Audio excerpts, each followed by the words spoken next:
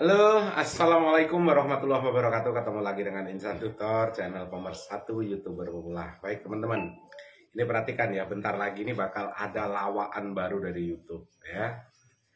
Tentang apa bang? Ya biasalah. Biasanya aturan ini kan berubah-ubah. Makanya teman-teman harus siap hal-hal baru yang berhubungan dengan aturan-aturan YouTube. Siapkan mental, siapkan konten yang benar, yang tidak nyerempet-nyerempet ya. Mungkin yang kemarin punya channel-channel mukbang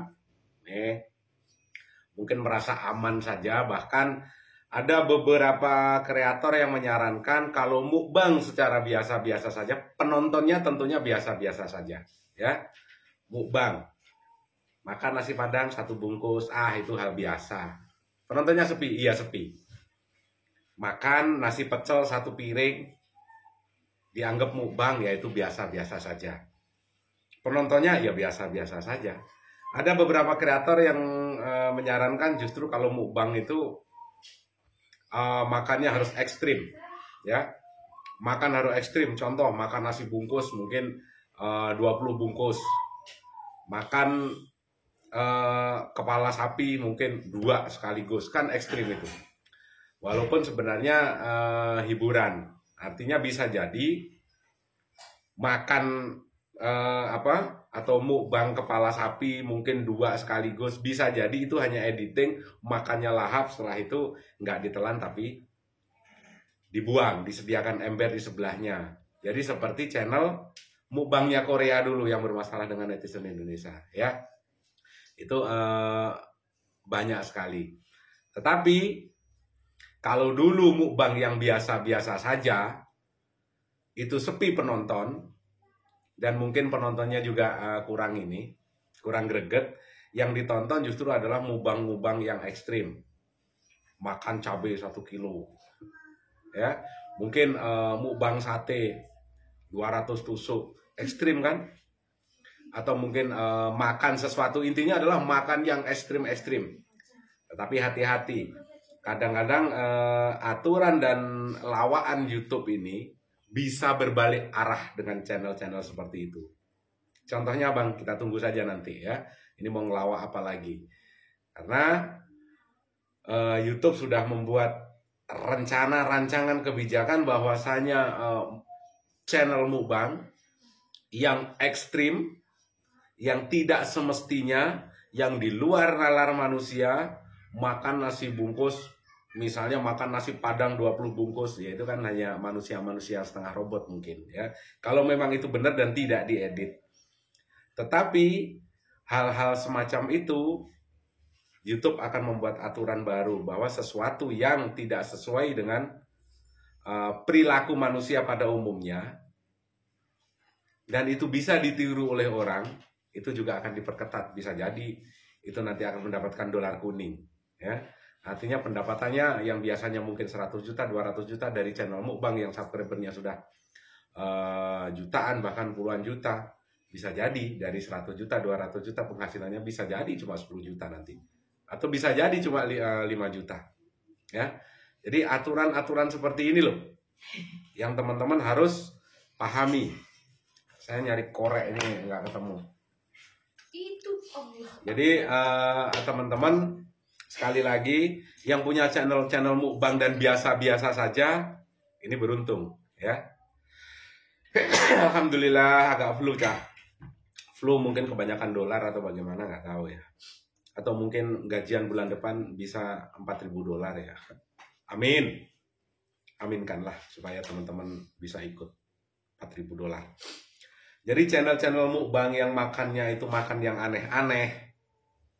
Misalnya makan, sekali lagi, makan yang aneh-aneh, misalnya makan nasinya cuma 1 centong tapi cabenya 2 kilo. Dan itu bisa merusak. Artinya merusak dan menginspirasi channel-channel mukbang yang lain untuk meniru hal yang sama, dan itu bisa mengakibatkan perubahan pola makan si pemilik kreator ataupun mempengaruhi orang lain. Ini juga harus hati-hati ya. Terus bang, channel mukbang kayak yang channel-channel besar kayak misalnya contohnya Tan Boy Kun gimana bang? Ya tunggu saja nanti aturan apa lagi yang dibuat oleh YouTube. Mudah-mudahan aman saja. Tapi tentunya channel-channel yang di luar nalar ini tidak ada yang aman, sekali lagi. Channel-channel yang di luar nalar ya itu kecil kemungkinan untuk aman. Karena sekali lagi AI, artificial intelligence, ini kan robot ya, robot. Setelah itu semua perilaku yang disematkan dan diterapkan dalam sebuah teknologi itu ada berdasarkan perilaku manusia pada umumnya, bukan berdasarkan perilaku manusia yang menyimpang. Sekarang contoh channel mukbang, makan nasi 1 centong, setelah itu cabenya 2 kilo, itu menyimpang nggak? Itu adalah perilaku menyimpang daripada manusia yang pada umumnya. Itu nanti juga bakalan digilas juga sama YouTube. Ya, justru yang mukbang-mukbang biasa-biasa saja inilah lebih aman. Jadi harus lebih hati-hati lagi ya. Misalnya mungkin untuk membuat konten mukbang borong bakso 1 gerobak, dimakan sendiri. Ya, dimakan sendiri, habis mungkin.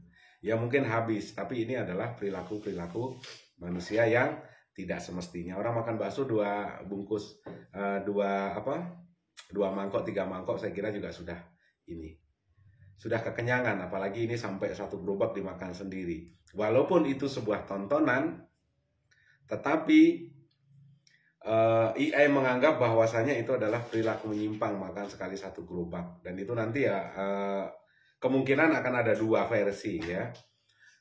Channelnya dolar kuning, channel bermasalah, atau memang benar-benar dihapus. Tetapi kalau AI ini mendeteksi bahwasanya memakan bakso 1 gerobak tersebut adalah hasil editing dan sebuah tontonan, ya bisa jadi aman. Tetapi kedepannya bisa jadi juga tidak aman. Ya. Terus apa Bang kira-kira yang bisa diambil dari pelajaran kali ini? Setidaknya teman-teman dalam membuat sebuah konten itu ya sudah sering Insan Tutor sampaikan ya. Sealami mungkin. Kayak contoh kamu manusia ya bikin konten sealami mungkin, nggak usah yang macem-macem. Yang dulu aman-aman saja 2 tahun lalu, 1 tahun lalu aman-aman, makin kesini makin tidak aman ya.